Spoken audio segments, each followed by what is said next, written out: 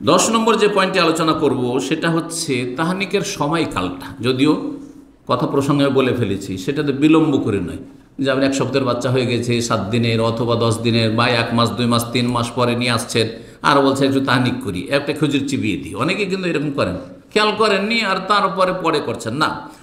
সুন্নত হচ্ছে ইবনে উসাইম রাহিমাহুল্লাহ বলছেন যে তাহানিক হবে, আর তাহানিক এখন হিনাল ওয়েলাদা, বাচ্চা যখন ভূমিষ্ঠ হয়েছে, সদ্য ভূমিষ্ঠ বাচ্চা, তখনই খেজুর চিবিয়ে মুখে দিয়ে হাত্তা এখন আউয়ালা মায়াতাম হাজাল্লাজি হান্নাকা হইয়া, প্রথম ওই মিষ্টি খেজুর তার পেটে যাবে বা মুখে যাবে, এটাই হচ্ছে সহি। 11 নম্বর বিষয়, তাহানিক কি দিয়ে করতে হবে? খেজুর আবশ্যক না খেজুরের অন্য কিছু বিকল্প আছে? খেজুরটাই হচ্ছে সুন্নাত। আয়েশা রাদিয়াল্লাহু তাআলা আনহা বলছেন যে নবী আব্দুল্লাহ বিন জুবাইর, আব্দুল্লাহ বিন জুবাইর যেহেতু মা আয়েশা রাদিয়াল্লাহু তাআলা আনহার বোনের ছেলে, তিনি খাল আব্দুল্লাহ, নবী সাল্লাল্লাহু আলাইহি ওয়াসাল্লাম কাছে নিয়ে আসলাম ইউহান্নে কহু, তাহানিক করার জন্য, খেজুর চিবিয়ে দেওয়ার জন্য, ফাতালাবনা তামরাতান, একটা খেজুর চাইলাম, ফাআজ্জা আলাইনা তালাবা, কিন্তু খেজুর পাওয়াই যাচ্ছে না। সুবহানাল্লাহ, খেজুর পাওয়াটাই দুষ্কর হয়ে গেল। কত তাহলে অভাব ছিল। সহিহ মুসলিমের হাদিসের 5671 নম্বর হাদিস। সুতরাং খেজুর না পেলে কি করবে? খেজুর না পেলে সবচেয়ে উপকারী মিষ্টি জাতীয় কি হইতে পারে? মধু। মাশাআল্লাহ। তো এই মর্মে বলছে ইমাম আহমদ রাহিমাহুল্লাহকে জিজ্ঞাসা করা হয় যে খেজুর যদি লব্ধ না হয় তো কি করবে? ইউল আসলা সাত ইউলাদু, যখন বাচ্চা ভূমিষ্ঠ হয়েছে তখনই একটু মধু তাকে চুষিয়ে দেবে, মধু তাকে চুষিয়ে দেবে। এ কথাই আল মুগনি, হাম্বলি মযহাবের ফিকহের কিতাব, অনেকগুলি খণ্ডে রয়েছে, 2য় খণ্ড 497 পৃষ্ঠা।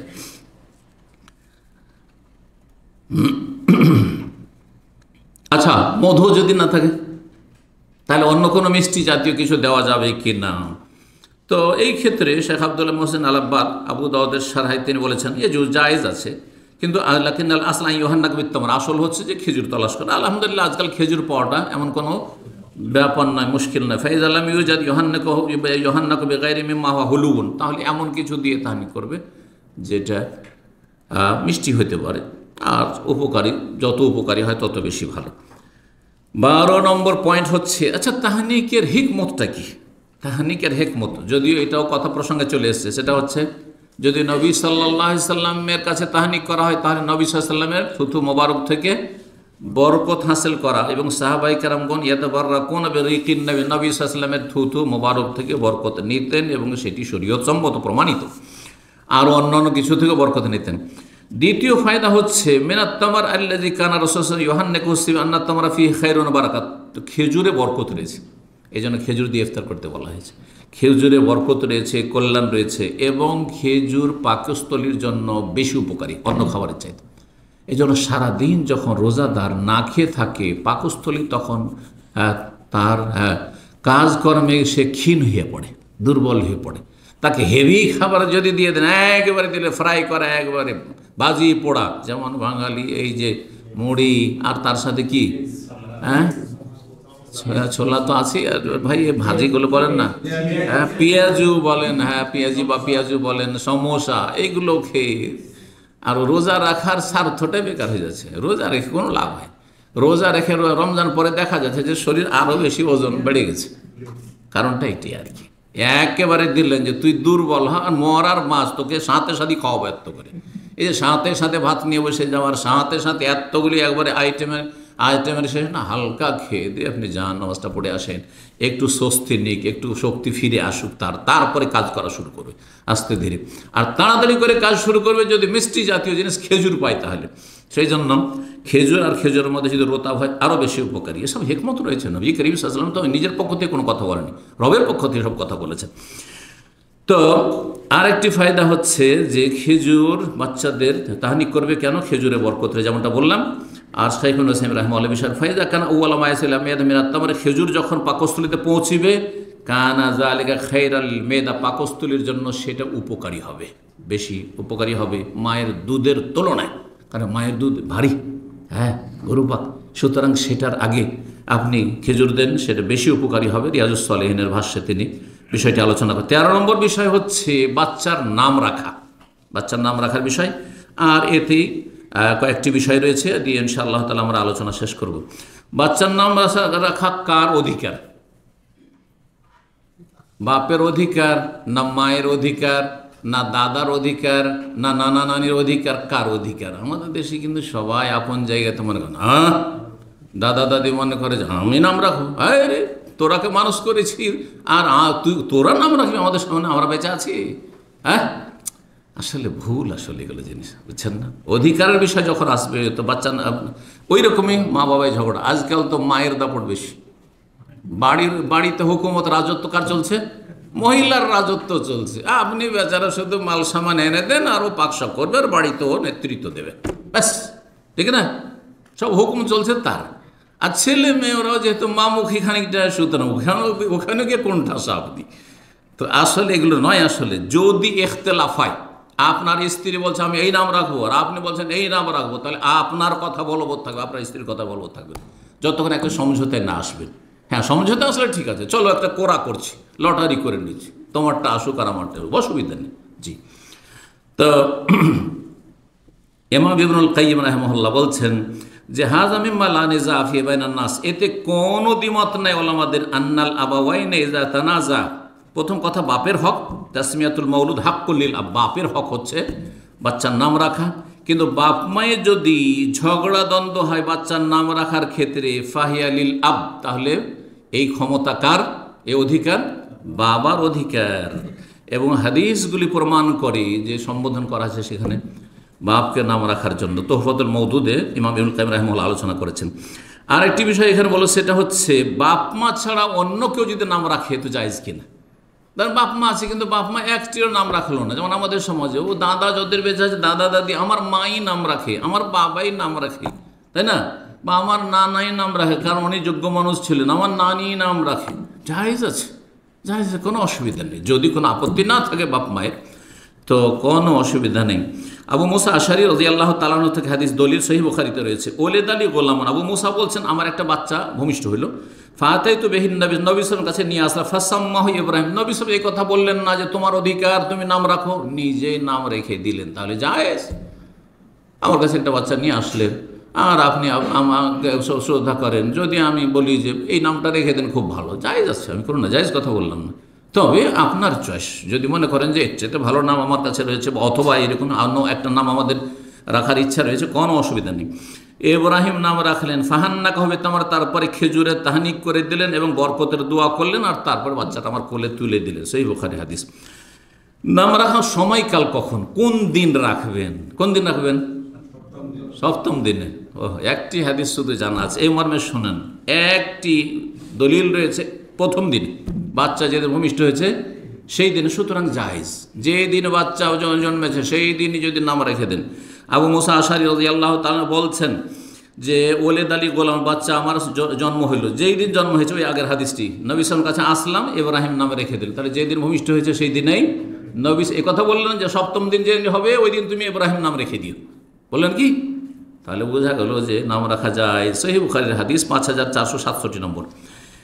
তৃতীয় দিনে নাম রাখা, এরও দলিল রয়েছে। ইমাম খাল্লাল রাহিমাহুল্লাহ বর্ণনা করছেন যে আনাস রাদিয়াল্লাহু তাআলা থেকে বর্ণিত হয়েছে, আন্নাহু ইউসাম্মিলি সালাসা, তিনি তৃতীয় দিনে বাচ্চাদের নাম, আনাসের অনেক ছেলে মেয়ে ছিল, তার বাচ্চাদের নাম রাখতেন কোন দিনে? 3 দিনের বাচ্চা যখন হয়তো তখন নাম রেখে দিতেন। কিন্তু সামরা রাদিয়াল্লাহু তাআলা, সামরা বিন জুফা, ইউসাম্মি ইয়াউমুস সাবিত, সপ্তম দিনে নাম রাখতেন। তাহলে সাহাবায়ে কেরামরা বিভিন্ন আমল করতেন, কেউ প্রথম দিনে নাম রেখে দেন, যেমন নবী সাল্লাল্লাহু আলাইহি ওয়াসাল্লাম প্রথম দিন নাম রেখে দিলেন, কেউ তৃতীয় দিনে নাম রাখতেন। আনাস রাদিয়াল্লাহু তাআলা সামরা বিন জুনদুব, তিনি সপ্তম দিনে নাম রাখতেন। তোহফাতুল মওদুদে ইমাম ইবনুল কাইয়িম আলোচনা করেছে 167 পৃষ্ঠায়। তৃতীয় আমল হচ্ছে সপ্তম দিনের। সামরা রাদিয়াল্লাহু তাআলা বর্ণিত, তিনি বলছেন প্রসিদ্ধ হাদিস আকিকার ক্ষেত্রে, রাসূলুল্লাহ বলেন আল গোলাম মুরতাহানুন বিআকিকাতিহি, একজন বালক বা ছেলে মেয়ে নবজাতক শিশু বাঁধা থাকবে কিসের সাথে? দায়বদ্ধ থাকবে আকিকার সাথে। তুজবাহু আনহু ইয়াউম, সপ্তম দিনে যেন জবাই করা হয় আকিকা, ওয়া ইউসাম্মা, আর সপ্তম দিনে যেন নাম রাখা হয়, ওহলা কোরাস, আর মাথা মুন্ডন যেন করা হয়। মুসনাদ আহমদে হাদিসটি রয়েছে, আল্লামা আলবানী হাদিসটিকে সহিহ বলেছেন। সর্বশেষ 14 নম্বর পয়েন্ট, আর সেটা দিয়ে শেষ করে, সেটা হচ্ছে নাম কি ধরনের রাখবেন আর কোন নামগুলি বেশি উত্তম।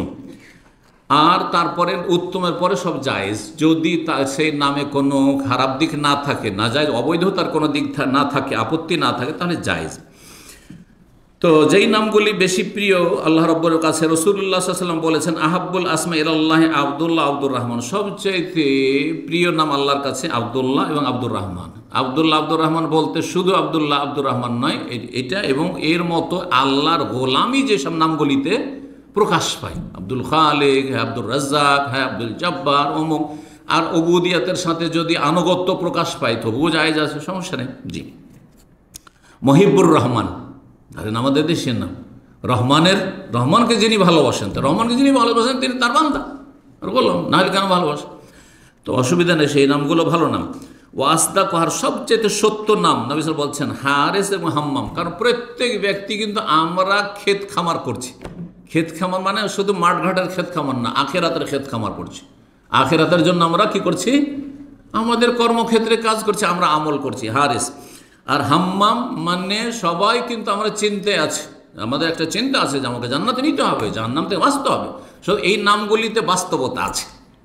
তারপরে যারা দুনিয়াদার, ধরেন আখেরাতের জন্য কাজ করে না, তারা দুনিয়ার জন্য ক্ষেত খামার করছে, দুনিয়ার জন্য ধাই ধাই করে ছোটাছুটি করছে, রাত দিন সমান করে দিচ্ছে, তারপরে আপনার দুনিয়ার টেনশন মাথায় নিয়ে আছে, পয়সার পয়সা, নেতৃত্ব, ক্ষমতা ইত্যাদি। জি, সুতরাং এই নামগুলি বাস্তবমুখী নাম। আর সবচেয়ে ঘৃণিত নাম হচ্ছে হার্ব এবং মুর্রা। হার্ব মানে যুদ্ধ, এর নাম থেকে যুদ্ধের গন্ধ আসছে, তাই না? মুর্রা মানে তিক্ত।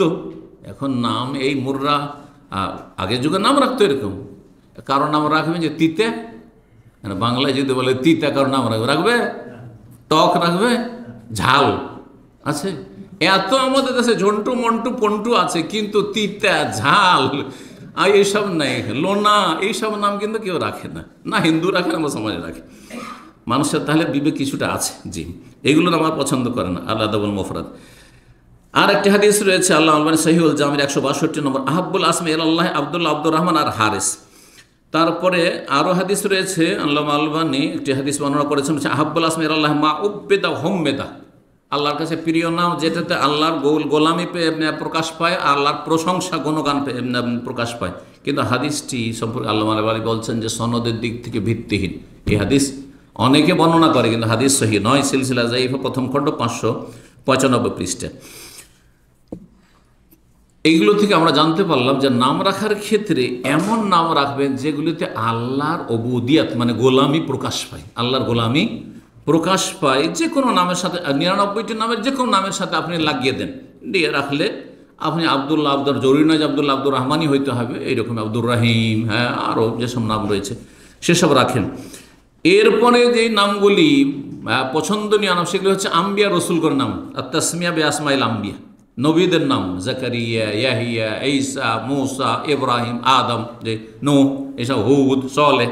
জি, তারপরে সাহাবায়ে কেরামদের নাম, তারপরে স্তর হচ্ছে সাহাবায়ে কেরামদের নাম কেউ যদি রাখে, ওমর, হ্যাঁ, আর এইরকমই যেসব সাহাবায়ে কেরামদের নাম হচ্ছে ওসমান, হ্যাঁ, আলী, আরও সব নাম। জি, এবং আল্লাহর নেক বান্দাদের নাম, হ্যাঁ আল্লাহর নেক বান্দাদের যেসব নাম রয়েছে, আইম্মায়ে কেরামদের নাম রয়েছে, ওলামায়ে কেরামদের নাম রয়েছে, সে নামগুলি। আমার ছেলে যখন ওবায়দুল্লাহ জন্ম হয় সেই বছরে ইন্তেকাল করেছিলেন ভারতের বা ভারত উপমহাদেশের সবচেয়ে বড় মুহাদ্দিস তখনকার যুগে, শেখুল হাদিস আল্লামা ওবায়দুল্লাহ রহমানী মোবারকপুরি, যিনি মিশকাতের আরবি ভাষ্য লিখেছেন মিরআতুল মাফাতি বলে, আলেমারা জানে। তখন চিন্তা করলাম যে এত বড় আলেম, এবং আমার যে জামিয়া শরীফে বেনারসের সার্টিফিকেট, যেটা আলেমিয়াতে যে সার্টিফিকেটটা মদিনা অ্যাডমিশন হয়েছে, তাতে তিনি প্রেসিডেন্ট, তার সাইন আছে। কিন্তু অনেক বৃদ্ধ হয়ে গেছিলেন, প্রায় 90-95 বছর বয়স ছিল। একবার গিয়ে তার বাড়িতে গিয়ে দেখা করে এসেছি।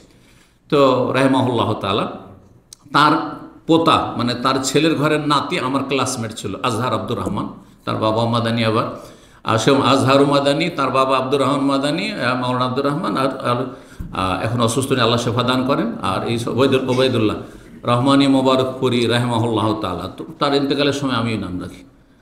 যে বছরে আমার আব্দুল আজিজ জন্ম হলো সেই বছর শেখ ইবনে বাজ, আব্দুল আজিজ বিন বাজ রাহিমাহুল্লাহ ইন্তেকাল করে। তখন আমি চিন্তা করলাম একজন আলেমের নাম, এই নামটা আমার পছন্দনীয় রাখি। তো এই সেন্সগুলো নিয়ে আমরা নাম রেখেছি। তারপর বড় বড় আইম্মা কেরামদের নাম মোহাম্মদ রয়েছে। ইমাম বুখারীর নাম হচ্ছে মোহাম্মদ, ইমাম ইবনুল কাইমের নাম হচ্ছে মোহাম্মদ, বহু আইম্মা ইকরামদের নাম মোহাম্মদ রয়েছে, আর নবী সাল্লাল্লাহু আলাইহি ওয়াসাল্লাম নাম সবার আগে মোহাম্মদ সাল্লাল্লাহু আলাইহি ওয়াসাল্লাম। তো সাহাবা ইকরামদের নাম রাখা ভালো, ওলামা ইকরামদের নাম রাখা ভালো।